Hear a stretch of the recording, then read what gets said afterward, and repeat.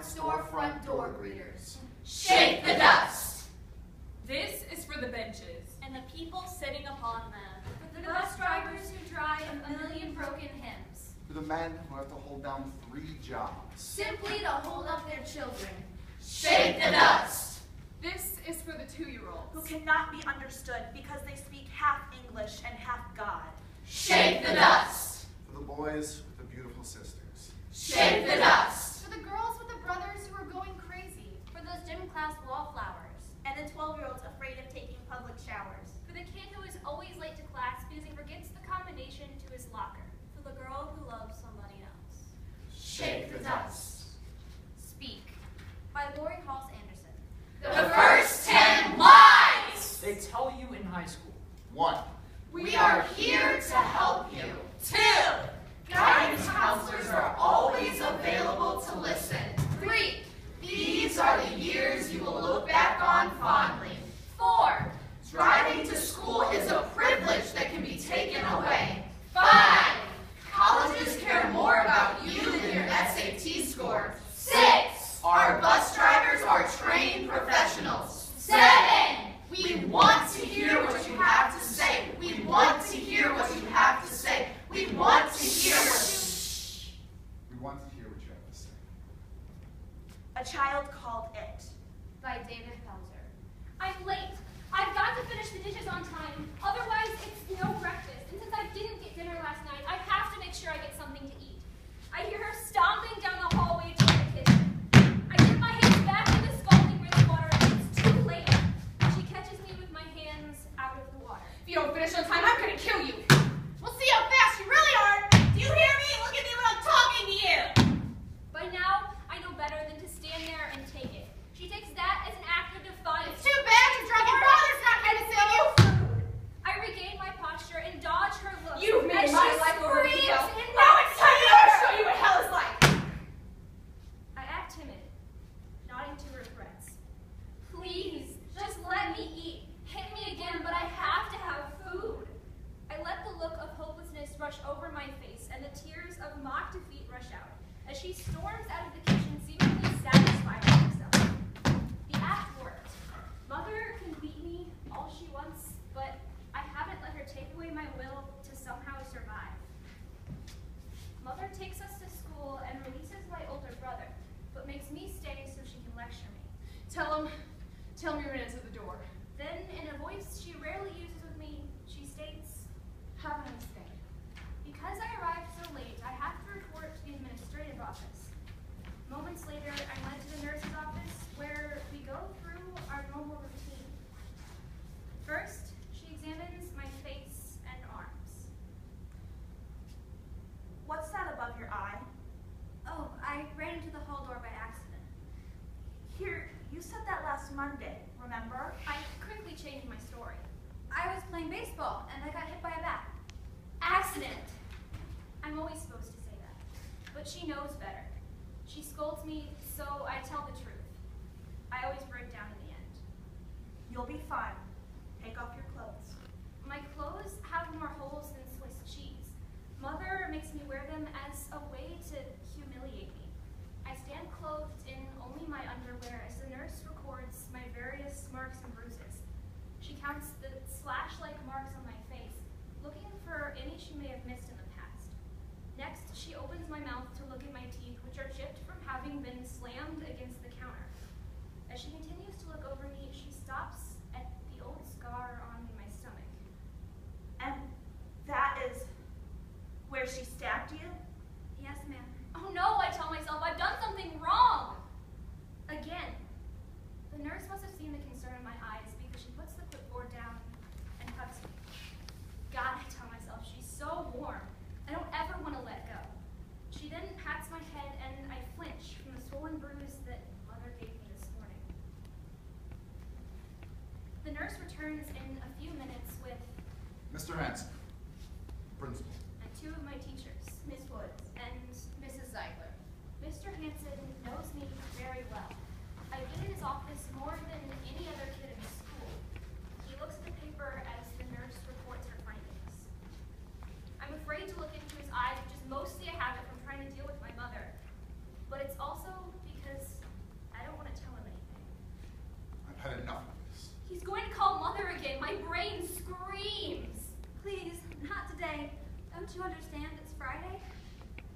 to call your mother. Now go to class. I sprint directly to Mrs. Woodward's English class. Today is a test on all the states and their capitals. The substitute teacher, a young woman, waves her hand in front of her face. She's not used to my smell.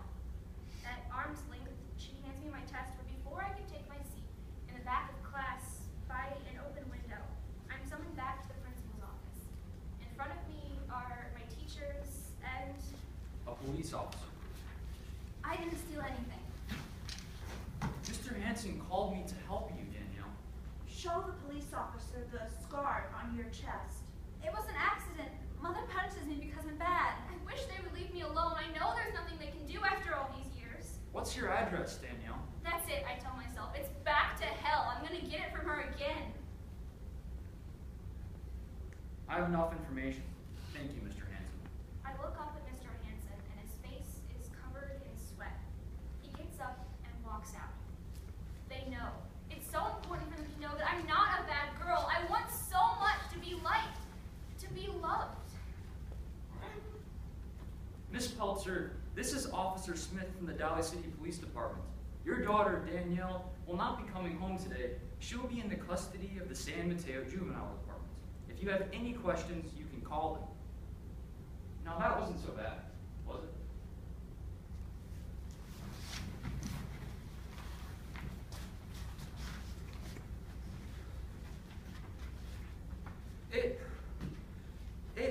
It's so hard to talk when you want to kill yourself. It's kind of a funny story. By Ned Fazzini. That's above and beyond everything else, and it's not a mental complaint. It's a physical thing. Like it's physically hard to open your mouth and make the words come out. They don't come out smoothly and in conjunction with your brain like normal people's words do. They come out in chunks, as if from a crushed ice dispenser. So you stumble on them, and they gather behind your lower lip, and you just keep quiet. Hello? Hi, is this the suicide hotline? Damn it! It's happened again. I don't know whether to scream with glory or cover myself with ashes and sackcloth, whatever that means. Go ask Alex, an anonymous author. Anyone who says pot and acid are not addicting is a damn stupid, raving idiot, unenlightened fool. All the idiot kids who think they are only chipping are just in reality existing from one experience to the other. After you've had it, there isn't even a life without drugs. It's a plotting, colorist, dissonant, bare existence. It stinks. And I'm glad I'm back. I've never had it better than I had it last night. I'll never be able to express how truly great it is. Later I called Mother, and I told her I was spending the night with Chris because she felt a little depressed. Depressed? No one in the world but a doper could know the true opposite of depressed. This is the Brooklyn Anxiety Management Center. Oh, We work with the Samaritans. We handle New York suicide hotline calls when they overflow. This is Keith speaking. so the suicide hotline is too busy right now? Yes, it's Friday night. This is our busiest time. Great, I'm common even in suicide. What seems to be the problem?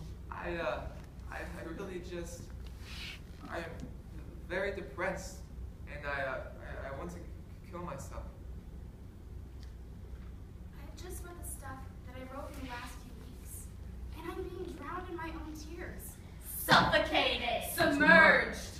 Inundated. Overpowered. There am I! Bitter, evil, cursed life. I never could have written things like that. It was another person.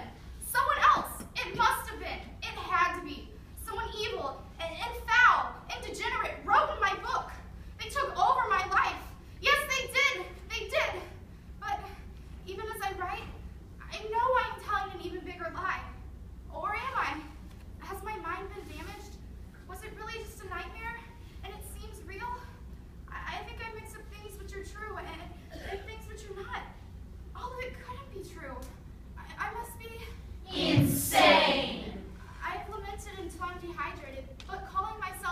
wretched fool. A beggarly, worthless, Miserable. paltry, mean, Pitiful. unfortunate, woebegone, tormented, afflicted, shabby, disreputable, human being isn't going to help me either. There's only one thing I can do, and I must try to rectify my life by helping others. That is the path I must take, for I cannot bring further suffering upon my family. There is nothing more to say, dear diary, except I love you and I love life. Uh-huh. What's your name? Need a fake name. Need a fake name. Scott. And how old are you? I'm 18. And why do you want to kill yourself? I'm clinically depressed. You know, I mean, I'm not just down or whatever. I started this new school and I just can't handle it. It's gotten to a point where it's the worst it's ever been, and I just don't want to deal with it anymore. You say you're clinically depressed. Are you taking any medication? Yeah, I was taking Zoloft. And what happened? I stopped taking it. Ah, that's probably, a bad idea. A lot of people run into problems when they, stop taking their medication. Well, whatever the reason, I just really can't handle it right now. Do you have a plan for how you would kill yourself? Yeah, I'd jump off the Brooklyn Bridge. Well, Scott, we aren't the suicide hotline, but if you like, we have a 5-step exercise for managing anxiety. Would you like to try it? Yeah, sure. Can you get a pen and a piece of paper? I woke up before the alarm went off this morning. It's only 5 minutes after 5, and I doubt that anyone else on this block is up. But I'm so wide awake that I can barely stand it. Frankly, I think I'm scared witless inside about going back to school. But in my head, I know it's going to be all right, because I have my new friends. And they'll help me. First, okay, write down an event that happened to you, one that you experienced. Any event? That's right. Okay. Ate pizza last week. Do you have it? Yeah. Now, write down how you felt about that event. Okay. Felt good. Full. Now, write down any shoulds or woulds that you felt about that event. Like what? Things you regret about. Things you feel would have made it better. Besides, I'm stronger than I used to be. I know I am. I used to think that I would get another diary after you were filled, or even that I'd keep a diary or journal throughout my whole life. But now, I don't really think I will. Wait, I don't think I have the right kind of event. Hold on, I messed up. Threw up a mom's squash. Felt like I wanted to kill myself. Just put down any shoulds or woulds that you felt about that event. Well, I should have held down the squash, and I would have been full if I had. Now, write down only what you actually had to do in that event. What I had to do? Right, because there are no such things as shoulds or woulds in the universe, you see. Only things that could have gone a different way. There aren't? I'm starting to suspect Keith a bit. For someone in anxiety management, he's giving me an exercise that is fairly anxiety-provoking. No, there are only things that could have turned out differently. Okay. You never know what truly would have happened if you had done your shoulds and woulds. Your life might have turned out a lot worse. Isn't that possible? I don't see how it's really possible, seeing as I'm on the phone with you. What you really have in life are needs, and you only have 3 needs: food, water, and shelter. And air, I think, and friends, and money, and your mind. So the next step in the process is to put down only what you actually had to do in that event, and then compare it to the shoulds and woulds you assigned yourself. How many steps are in this thing? 5. The 5th is the most important. We're at 4. You know, I really, I think I should talk to the suicide hotline people because I still feel really bad. All right. No, it's okay. You've been really helpful. It's tough with young people. It's just tough. You called 1-800-SUICIDE? 1-800-SUICIDE. I should have known. This is America. Everyone has a 1-800 number. Diaries are great when you're young, but I think when a person gets older, she should be able to discuss her problems and thoughts with other people, instead of just another part of herself. Don't you agree? I want to kill myself. Okay, Scott, now, you know you're very young and you sound very accomplished. Thanks. I know that high school can be tough. It's not that it's tough, it's just, I can't handle it. Are your parents aware of how you're feeling? They know I'm bad. They're asleep now. You live with them? Yeah. You know, when you want to commit suicide, we consider that a medical emergency. Did you know that, Scott? Oh, an emergency? If you feel like that, you need to go to the hospital, okay? I do? The subject of the book died 3 weeks after her decision to not keep another diary. Her parents came home from a movie and found her dead. They called the police and the hospital, but there was nothing that anyone could do. Was it an accidental overdose? A premeditated overdose? No one knows. And in a way, that question isn't really important. What must be of concern is that she died, and that she is only one of the thousands of drug deaths each year. Yes, you go right to the emergency room and they'll take care of you. They know just how to handle it. Are you going to the emergency room, Scott? Would you like us to call 911 for you? If you're unable to get to the emergency room, we can No. send an ambulance for you. No, that's not necessary. Scott? I'm going. That's great. That's wonderful. You're doing the right thing. Okay.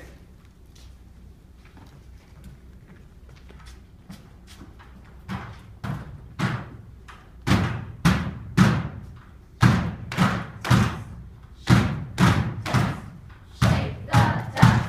Shake the dust! Shake the dust! We want to love, but know that it will not come. For the ones who are forgotten. The ones the amendments do not stand up for. For the ones who are told to speak. Only when spoken to! Speak! Every time you stand, so you do not forget yourself. Strange Fruit by Belle Miracle. Southern trees bear strange fruit. Blood on the leaves And blood at the root. Black bodies swinging in the southern breeze. Strange fruit hanging from the poplar trees. Pastoral scene of the gallant South. The bulging eyes and twisted mouth. Scent of magnolias. Sweet and fresh. Then the sudden smell of burning Hush! Here is the fruit for the crows to pluck, for the rain to gather, for the wind to suck, for the trees to rot, for the trees to drop. Here is a strange and bitter crop. Are you coming to the tree? They strung up a man, they say, who murdered 3.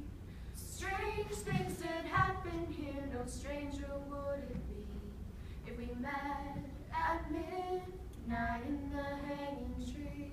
Are you coming to the tree? They strung up a man, they say, who murdered 3. Strange things did happen here, no stranger would it be if we met at midnight in the hanging tree. Are you coming to the tree? A necklace of hope, side by side with me. Strange things did happen here, no stranger would it be if we met at midnight in the hanging tree. Do not let one moment go by that does not remind you. Your heart, it beats 900 times. every single day. And that there are enough gallons of blood in you to make every one of you oceans. Do not settle for letting these waves settle. And for the dust to collect in your veins. This is for the celibate pedophile who keeps on struggling. For the poetry teachers and for the people who go on vacation alone. For the sweat that drips off Mick Jagger's singing lips. And for the shaking skirt on Tina Turner's shaking hips. For the heavens and for the hells through which Tina has lived. This is for the tired and for the dreamers. For those families that want to be like the Cleavers with perfectly made dinners. And sons, like Wally and the Beaver. This is for The bigots. For the sexists and for the killers. And for the big house pin sentence cats becoming redeemers. And for the springtime that somehow seems to show up right after every single winter. This is for every one of you. Make sure that by the time the fisherman returns, you are gone. Because just like the days, we burn at both ends. And every time we write, every time we open our eye, We're cutting out parts of ourselves simply to hand them over to you. So shake the dust. And when you do take us with you, for none of this has ever been for us. all that pushes and pulls and pushes and pulls and pushes and pulls, it pushes for you. So grab this world by its clothespin. And shake it out again and again. And jump on top and take it for a spin. And when you hop off, shake it again. For this is yours. This is yours. Make our words worth it. Make this not just some poem that we write. Not just some poem, like just another night that sits heavy above us all. Walk into it. Breathe in. Let it crash through the halls of your arms. Like the millions of years of millions of poets, coursing like blood, pumping and pushing, making you live, shaking the dust. So when the world knocks at your front door,